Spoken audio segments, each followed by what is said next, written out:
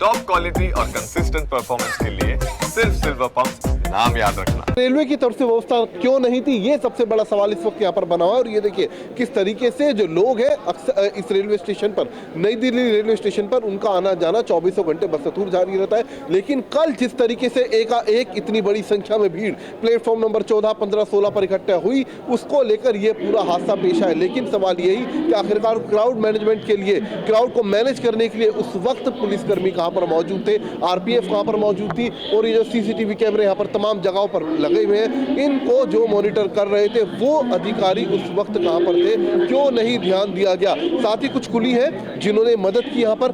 नाम क्या आपका? मुकेश कुमार। मुकेश जी बताइए, आप लोगों ने यहाँ पर मदद की थी? हाँ, मदद की साहब। महाकुंभ जाने वाले यात्रियों की भीड़ इतनी थी कि दोनों बगल से जाम हो गया। जाम में पब्लिक भिज गई। भिजने के बाद 15-16 लोग बिल्कुल, हाँ, बच्चे लेडीज भी थी उन्होंने, बेचारे कुछ खत्म हो गए उसी मौके पर ही। अच्छा मुकेश जी बताइए, ये हुआ कहाँ पर, एग्जैक्ट लोकेशन अगर आप हमें बता पाएं? हाँ, 14 नंबर पे हुआ था साहब। अच्छा, ये 14 नंबर है? हाँ, 14-15 नंबर पे यहाँ पे प्रयागराज जब ट्रेन लग रही थी तो 13 नंबर से और 16 नंबर दोनों साइड से भीड़ आई। भीड़ में लोग भिज गए, भिजने पे घायल हो गए। अच्छा, इसी सीढ़ियों पर? हाँ, इसी सीढ़ियों पर बैग वगैरह सब कुछ सामान गिर गया यात्रियों का, और नीचे जाके घायलों को हमने उठा के और एम्बुलेंस तक पहुंचाया। हाँ। कितने घायल हुए होंगे अंदाज़?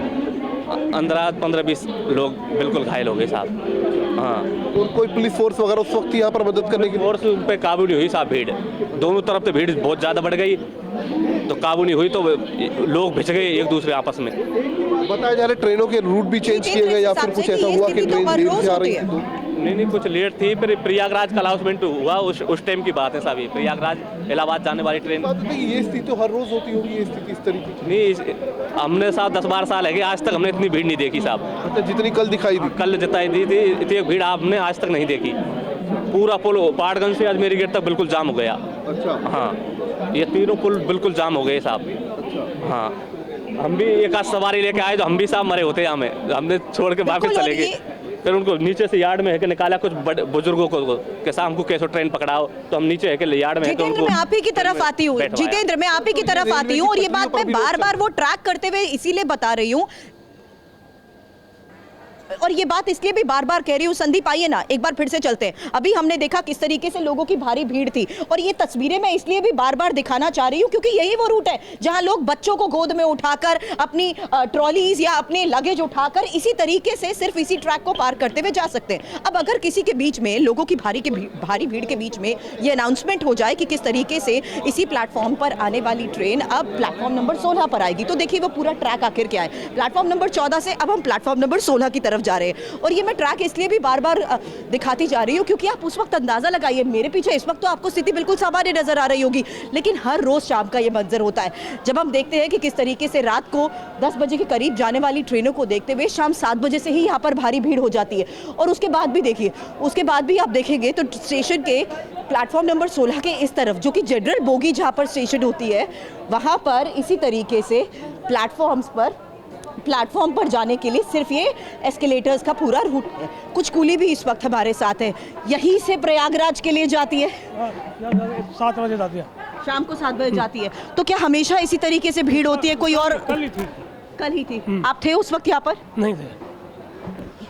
जितेंद्र के साथ भी कुछ लोग हैं। जितेंद्र, ओवर टू यू, बात करिए लोगों से। यहाँ पर लोगों ने किसी तरीके से, जी बिल्कुल, देखिए ये वो जगह है जहाँ से कुछ लोगों ने अपनी जान बचाई। ये बताइए, सुनिए, ये बताइए, यहाँ से भी लोग घुसे थे जान बचाने? कल बहुत भीड़ थी कल सर यहाँ पे। अच्छा। कल ये 9 बजे भीड़ थी ना प्रयागराज की गाड़ी की। कल बहुत, यहाँ जो जूते चप्पल बिखरे हुए थे? अरे बहुत थे सर, अभी मैं दुनिया भर के फेंक में भर के भी देखना आप ही। अच्छा। अभी 3 गट्टे तो यहीं से भरे पल्ले, उस पे 3 पे थे। अच्छा, तो देखिए आप अंदाजा इसी बात से लगा सकते हैं कितना भयावह ये पूरा वाकया था कि ये सीढ़ियां हैं प्लेटफॉर्म नंबर 14 की। जिस वक्त भीड़ आई इसी तरफ लोग दौड़े और किसी तरीके से ये जो आप जगह देख रहे हैं, इस जगह से लोगों ने टीन शेड के ऊपर जाकर अपनी जान बचाई है। बड़ी संख्या में काफी लोग थे जो इन सीढ़ियों पर कुचले गए, उनको तुरंत जो यहाँ पर मौजूद थे कुली, उन्होंने यहाँ से निकाला, किसी तरीके से उनको सेफ पैसेज पर ले जाया गया और फिर एम्बुलेंस के जरिए बाहर भेजा गया। तस्वीरें आप देखिए, ये प्लेटफॉर्म नंबर 14-15 के बीच का रास्ता है, ये वो कॉरिडोर है, ये वो सीढ़ियां हैं जहां पर पूरा हादसा पेश आया और सबसे अहम रोल लोगों को बचाने में जो अदा किया वो उस वक्त इस प्लेटफॉर्म पर मौजूद कुलियों ने किया। जी बिल्कुल, लेकिन आखिरी वक्त में प्लेटफॉर्म पर बदलाव हुआ क्यों, ये भी एक और सबसे बड़ा सवाल है जिसका जवाब अभी तक नहीं मिल पाया है। जिन लोगों ने अपनी जान गंवाई है उनकी मौत का जिम्मेदार कौन है, इस सवाल का भी जवाब अभी तक नहीं मिल पाया है। लेकिन मेरे सहयोगी जितेंद्र के साथ साथ कुमार कुंदन भी लगातार इस पूरे मामले की इन्वेस्टिगेशन पर नजर बनाए हुए हैं, क्योंकि इन सवालों का जवाब मिलना अभी भी बाकी है कि आखिर लोगों की भारी भीड़ को देखते हुए व्यवस्थाएं किस तरीके से की गई हैं और उन व्यवस्थाओं में जो नाकामी देखने को मिल रही है, यही वजह है कि लोगों की भारी भीड़ के बीच इस तरह के हादसे लोगों के बीच और डर भी पैदा करते हैं। ये बात मैं इसलिए कह रही हूं क्योंकि सुबह 6 बजे से जिस तरीके से मैंने यहां पर आई महिलाओं और बच्चों के साथ बातचीत की, जो लोग यहां इस वक्त इलाहाबाद से वापस आए हैं, उन्होंने ये बात बताई कि हम जब शुक्रवार को भी यहां से जा रहे थे, पिछले हफ्ते या 2 दिन पहले भी जा रहे थे, तो स्थिति सेम थी। उन्होंने बताया कि जिस वक्त हम यहां पर ट्रेन पकड़ने के लिए इलाहाबाद जाने के लिए ट्रेन पकड़ना चाहते थे, उस वक्त भी हमने देखा कि प्लेटफॉर्म पर लोगों को सबसे ज्यादा दिक्कतें हो रही थी।